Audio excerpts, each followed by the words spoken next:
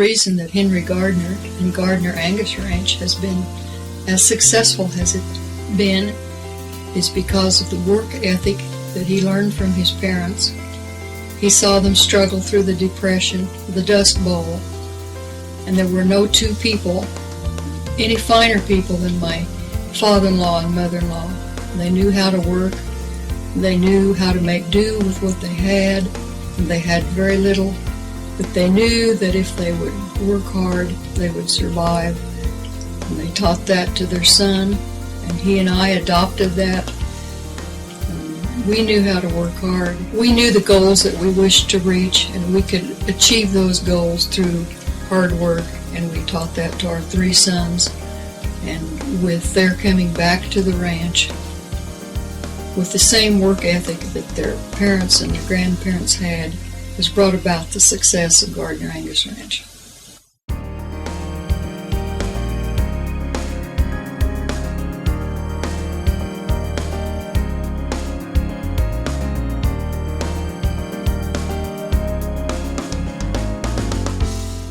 Well, welcome to Gardner Angus Ranch.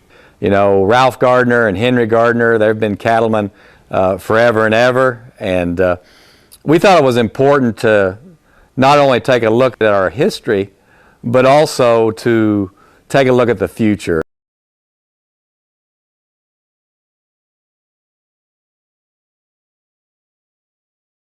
One of the things that probably has made Dad the most successful is his ability to adapt and change and not be afraid of what potentially the majority of folks think is correct. One of the things he's always been able to do is stay his course, and when it actually came around, he actually was right in the end. But he's been very disciplined over his lifetime, and also the trait that Granddad left him, very hardworking, and being able to adapt not only with nature but with people that he's worked with. As far as he seems to have the ability to talk with folks of high political stature and yet still be able to tell somebody how to farm the terraces that they're driving the tractors on. So, you know, he can be very adaptable with people and in all situations that he's been able throughout his life to work with. A lot of the things that we were expected to do help create and build our character, and we swear to this day that he planted tree rows for us to hoe and water and build our character, and he would drop us off and we would hoe, and we had one windmill that we would haul a 5-gallon bucket of water to the trees and make dirt dams around the trees and hold the water. And as I look back on those tree belts today, I noticed that the ones the farthest away from the windmill didn't quite make it. There's not a thick a stand there as there is closer to the windmill, but we must have run out of character towards the end. You know, one of the things that I've always admired about Dad too is that he's very community minded. He's very much a part of a small community, and you know, in today's society where we live in such a small town in a rural area, a lot of people are moving to cities and moving away from the country. And Dad's philosophy and ideas has always been that you try to help your community and help your friends. And a story that I heard from a neighbor of ours who's almost 85 years old, whose house burnt down in the 70s on Christmas Eve, was that Henry Gardner came to the house fire, which was 2 miles north of where they lived at the time and still live today. The house was demolished, and this gentleman was concerned about what he was going to do, and my dad's comment was, "Don't worry, Les, we're going to take care of you." And that's just the type of person he's always been. He's always going to take care of you. He's going to be sympathetic to people that need help, and he's very compassionate to those people that have been his friends, and friends are one of the most important things to him in his life. You know, has been for a long time, but they're very much important today. And Well, I think when we look back at Henry's curiosity to learn, I think that started at a very young age. He always wanted to try to do better. You know, his grandparents had homesteaded in Clark County, Kansas, and his dad was born in a dugout, which was a dugout, a hole in the ground. And Ralph didn't marry until later in life, and so Dad was born in 1931, and you know, they had sheep at that time and cattle, a few Angus cattle and such, but he was always curious, and he wanted to try to make the land and the livestock better. And I think that curiosity was piqued as they could see the differences in cattle. And we're here at Kansas State today, and I think getting the opportunity and the chance to go to school at Kansas State University really woke up that curiosity even more. He was with a lot of great professors that wanted to try to be the best that they could possibly be. And there was some new technology at that time called artificial insemination. And Henry worked very hard to learn how to AI, and I still find it amazing they got anything bred. They used glass pipettes. They wouldn't go all the way through the cervix. But like all this technology that we have today, you have to walk before you run, and that was the early stages of learning how to do AI in a large way.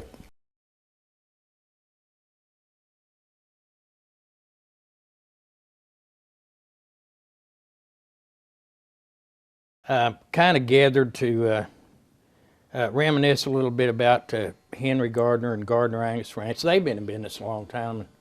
We've all had relationships with them. Mine, I guess, started back in the mid-70s. I went to work for American Angus in 1974 as regional manager, and was so excited to be able to do that.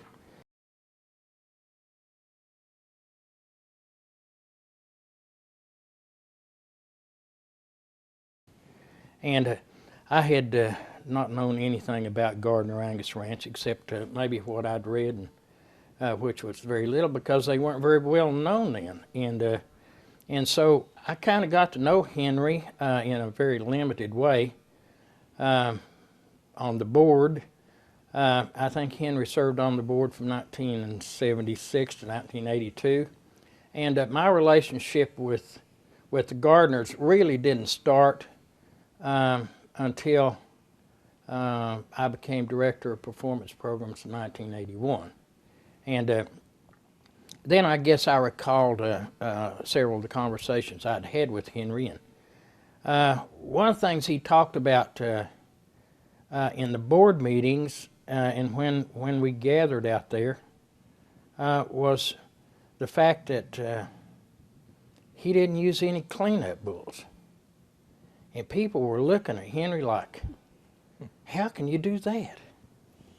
And I remember one guy saying to him, well, I tell you what, that won't work. You can't get your cows bred. And Henry said, well, I am. They're getting bred. And the guy said, well, how do you select these bulls? Well, he said, you know, I select them on the basis of breeding value ratios, which is all we had at that time. Henry says I use the data all the data we have, and the guy said, well, do you go and look at these bulls before you use them? Henry said, what for? Well, he said, you know, you can't use bulls and not go and see them. Henry said, well, what would I look for? He said, well, you got to use good bulls. What is a good bull? The guy said, what's a good bull? Everybody knows what a good bull is. The guy said, do you ever look at their mother, at the bull's mother? Henry said, well, what would I look for? She had the bull. The guy said, well, I think it'll be a failure. I don't think you can use artificial insemination without using cleanup bulls. And Henry says, well, I guess time will tell that. I think that was one of the first really innovative things that Henry did, a controversial thing in the industry that made people kind of sit up and look and pay attention, you know, to what Henry was up to and what was going on in that little God-forsaken place called Ashland, Kansas. To me, it was a real laboratory for the breed, John, because you got to go and observe, large sire groups out of bulls that everybody knew about and heard about, and you got to see those genetics in groups that you could go and analyze and see how, like Don said, how that information could be turned around, not only used to improve the Angus population, but ultimately improve a commercial producer's operation and profitability. And so it was always pretty exciting to go there and get just a chance to look at more cattle in a day than you could look at anywhere, anyway, in terms of those large sire groups.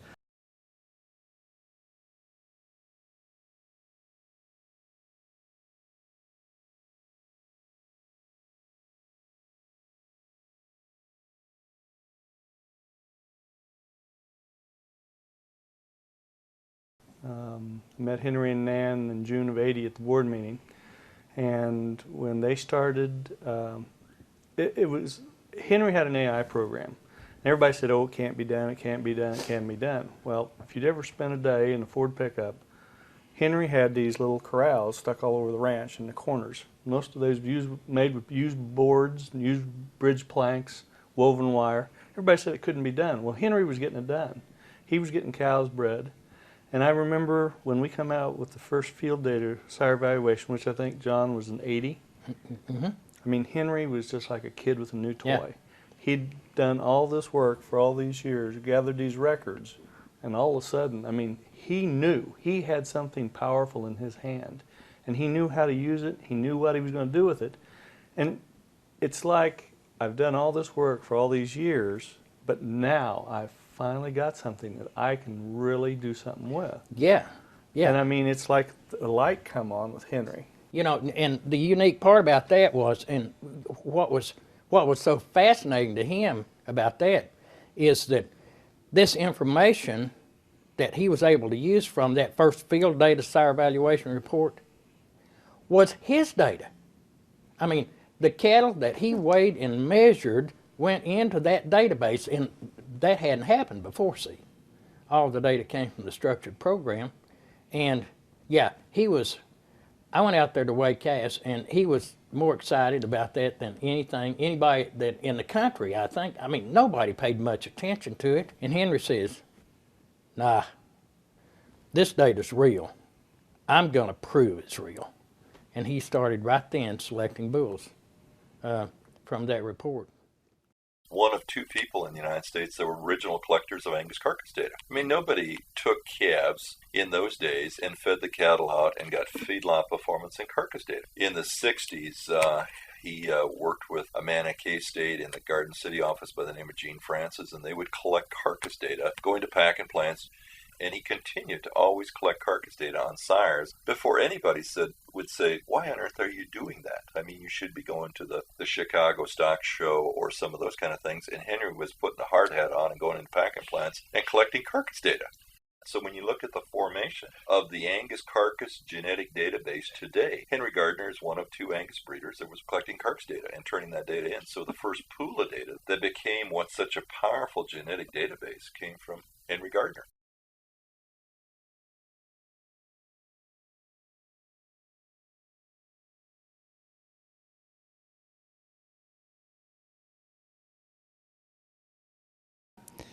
I'm Bill Beal. I'm a faculty member at Virginia Tech and a reproductive physiologist.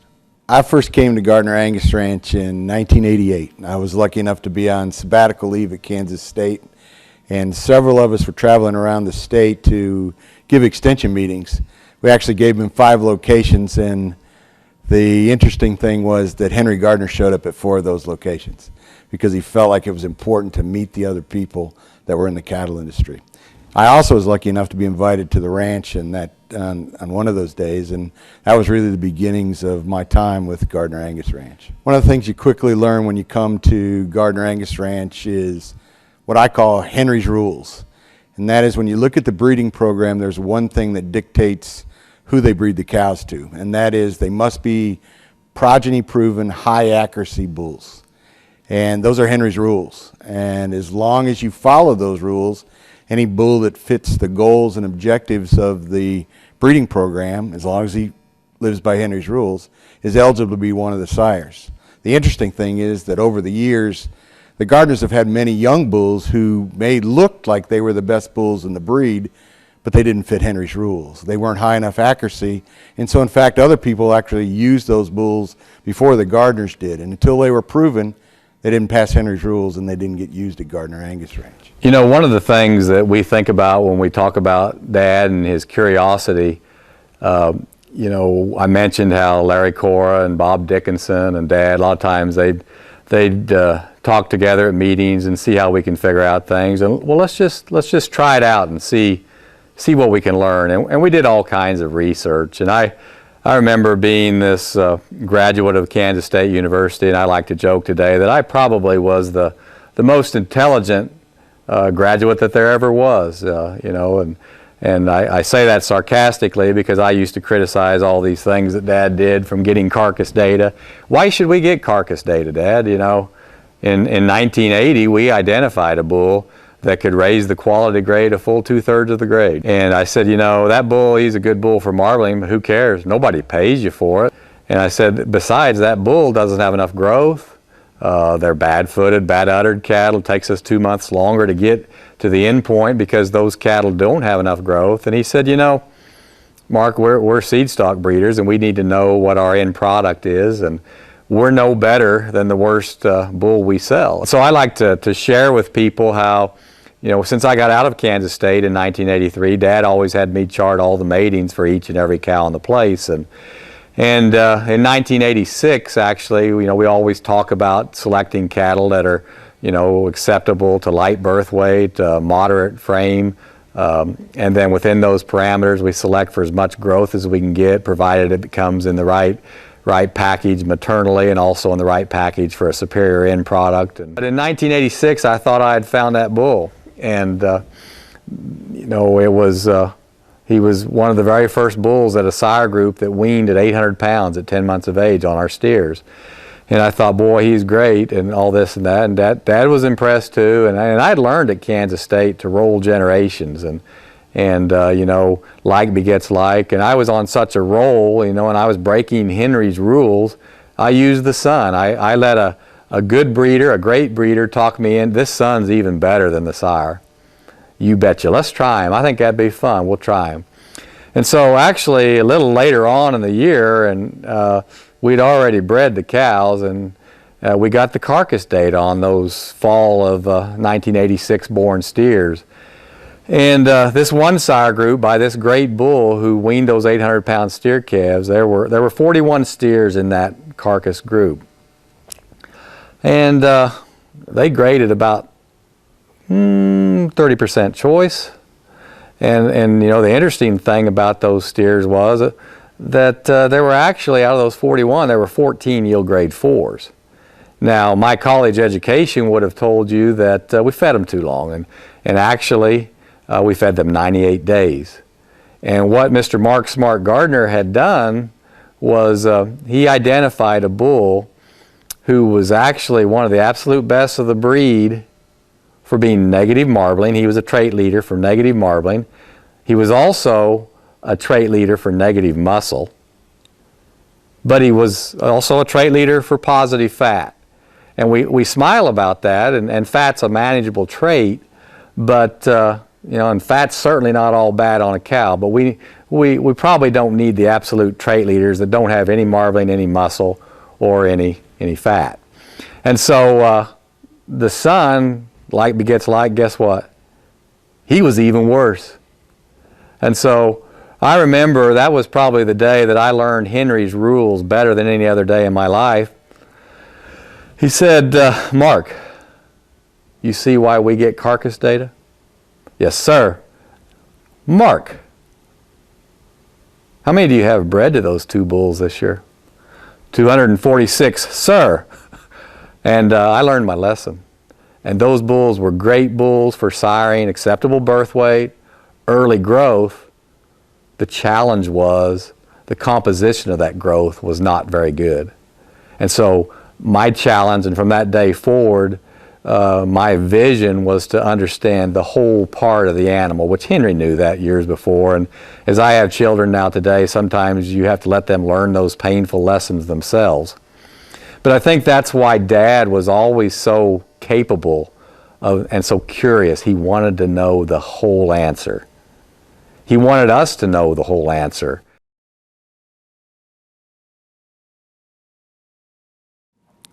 I think what sets Henry Gardner and Gardner Angus Ranch apart from other Angus breeding operations is one word, and that one word's discipline.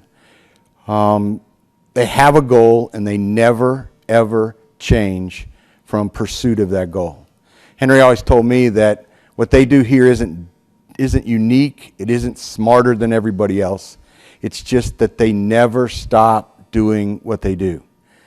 Mark translated that from what Henry taught him into what he calls the Dorito theory. They don't try to produce the one animal that's unique. They try to produce lots and lots and lots of animals that are the same.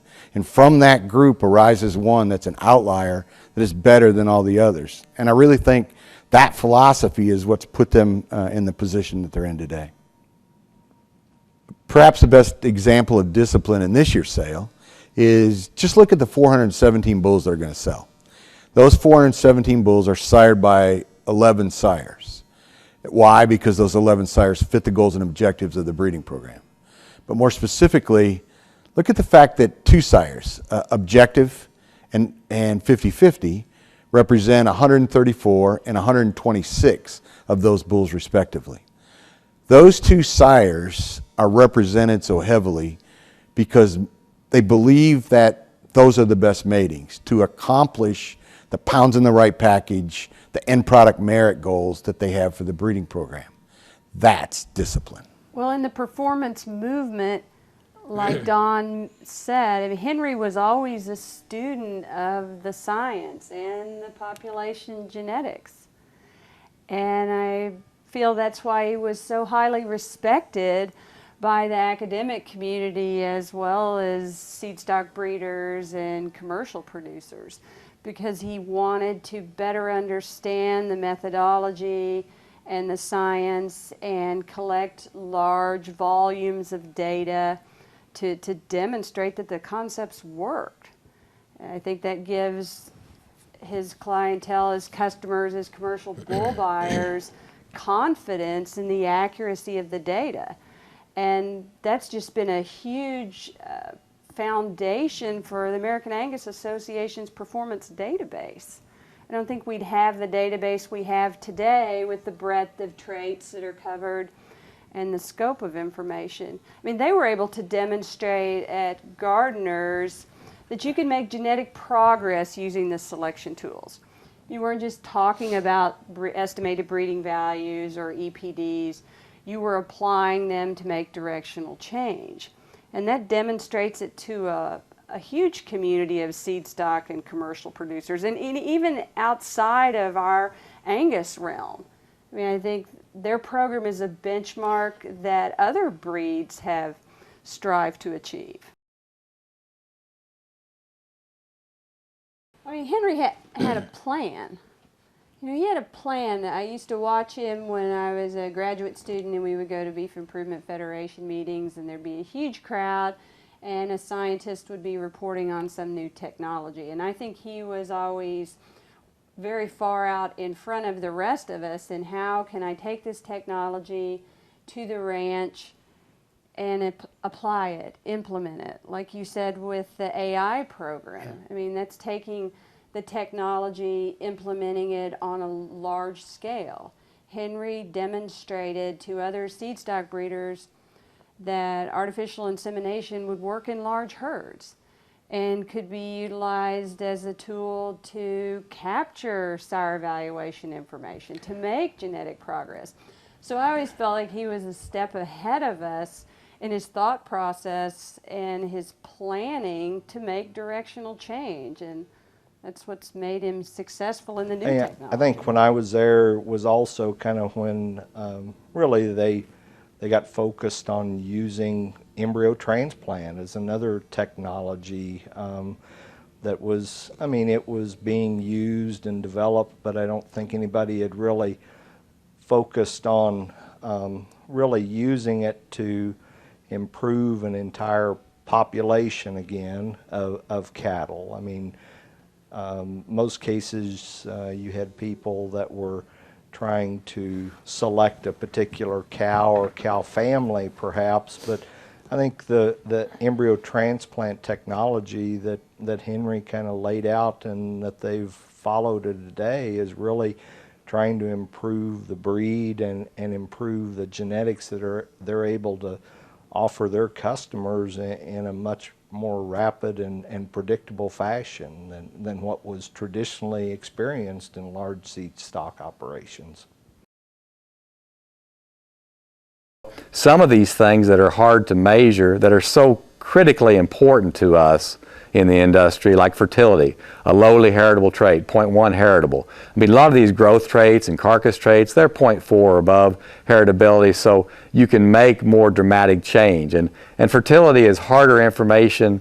It's not hard to gather. They're either bred or they're not, but it's harder for producers to accurately or to submit that. And Sally and Bill have done a good job once again, and I believe the American Angus Association has 28,000 or 32,000 plus breeding records now, and that's exciting, but that's not very many records. And so genomics will help us with a lot of these traits that are harder to measure, and inherently, you know, we can measure these phenotypes, but if we can know the genotype when the animal is created, and frankly, if once we know that genotype has been created, then we can start using those animals and multiplying the correct animals when they become sexually mature. AI first and then embryo transplant, having disciplined selection, using the tools out there, and now we come into a new generation with genomics mixed into this, and the opportunity to just make directional change on a population is going to be greater than anyone could have ever imagined, John. I mean, it's like going back to talking about how wild it would be if we could ever make all of these cattle have 4 pounds of birth and 40 pounds a yearling. I mean, yeah. we're about to embark on a new era where this information and these tools are just going to be more powerful and more impactful than ever. And I mean, watching Henry's sons and now the grandsons that have the same quest to learn and to understand and to use that information it's going to continue to propel Gardner Angus Ranch far into the future. I wish Roy Wallace was here. I miss Roy. I miss talking to Roy, and Roy passed away some years ago in Denver, but Roy, I often wondered how Roy Wallace and Select Sires and Gardner Angus Ranch got together. And Roy and Chuck Grove and Paul Kunkel and I used to take fishing trips together up on Lake Erie. One day Roy and I were talking about his relationship with Gardner, and I said, how did you ever get hooked up with Henry? How did you get to know Henry? Well, in Wallace's high dialect, he said, well, you know, I wallered in there one day and just to see what was going on. And he said, I looked at that commercial herd. Your comment prompted this. He said, I looked at that commercial herd and what they were doing, and I looked at the purebred herd, and listened to Henry's philosophy, and he said, I told myself right then, I'm going to tie this outfit up in some sort of an alliance if I can, because this may be the best seed stock operation I've ever visited. And I think if Roy were alive today, he'd tell you just that. When I was a graduate student, my major professors, Dr. Fred Thrift and Dr. Richard Wilhelm at University of Kentucky and Iowa State, respectively, they always mentioned the Gardner program. And they always mentioned Henry Gardner and his study of performance and making genetic improvement. And I can remember seeing Henry Gardner at BIF and thinking, that's Henry Gardner. That's the famous Henry Gardner that I've heard about when I was a master's student with Dr. Thrift, and then as a PhD student with Dr. Wilhelm. And so I would see Henry Gardner at BIF and think, that is this icon in the Angus breed that's performance-driven and can make directional change in traits, and that all of my major professors have talked about during my schooling. And so then when I started on the faculty at Oklahoma State, I was just a greenhorn. You know, I was a new faculty member in extension and on the phone all the time. And one day my administrative assistant, she said, you have a phone call and it's Henry Gardner. And I thought, oh my gosh, I must be in a lot of trouble. Why would the icon Henry Gardner be calling me? Just Sally at Oklahoma State.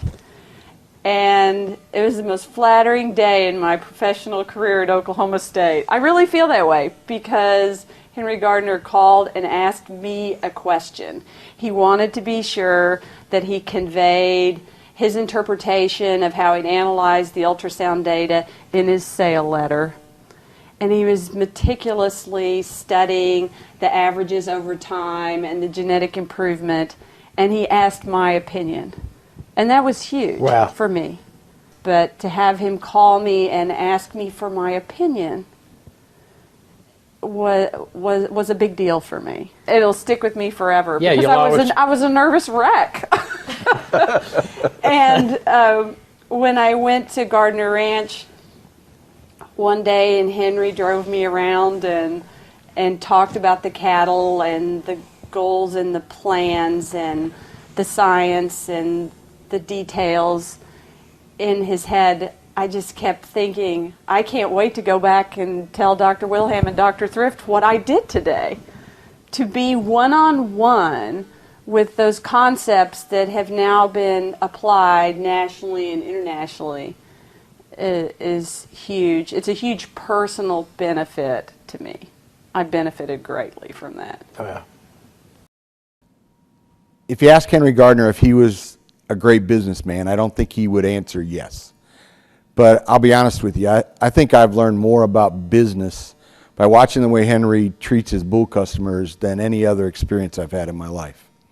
The underlying principle here is that he treats every customer better than the customer expects to be treated. Whether it's replacing a bull a year after they've purchased it or making up for a bull that someone's disappointed with. He always goes beyond what it requires to satisfy the customer. And as a result, if you come to the sale every year, it's the same people that come back year after year after year to buy bulls. I think that's the mark of an awfully good businessman.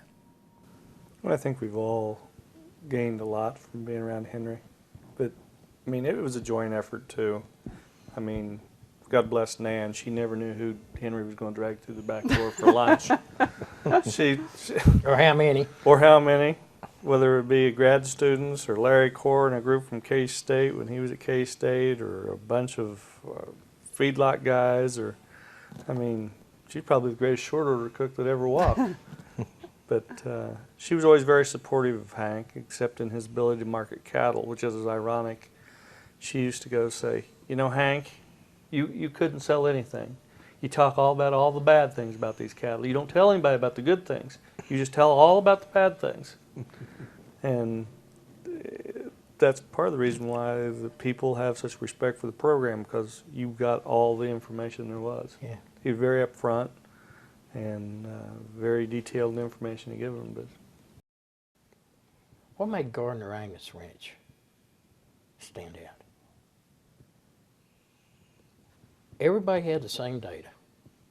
The whole world has the same data. They have access to the information. No information is withheld from anyone. And some people make tremendous progress and others don't. What's the difference, Bill? It was discipline. I mean, focus and discipline, I think. I mean, there was always a plan, and the plan included making genetics that was going to make their customers profitable, but then it was the discipline to follow that plan. And I mean, it's just like total AI. I mean, there had to be times when it would have been a whole lot easier to kick out a few bulls after a storm than it was to keep AI in cows. But it was the discipline to stick to the plan and know that the results were going to be worth it. But it does illustrate one thing. What did they say in the Field of Dreams? If you build it, they'll come. True. Well, he built it and they came. in multitudes. Yeah, from all over the world. Yeah. Perhaps Henry's hope and dream, and that's been Mark's hope and dream. I think that was Grandfather Gardner's hope and dream. And the beautiful part is that things are in place, the tools are in place, the people are in place to carry Gardner Angus Ranch as far as they want to go. Ultimately, we're striving for profit. And to get profit, we must have a dependable product that's consistent from one time to another, from one consumer to another, that's consistently good. Ike Eller said it best. And he said, Henry Gardner and his family will, no doubt, go down in history as the breeder having the greatest influence on the U.S. cattle industry and the beef industry in our time.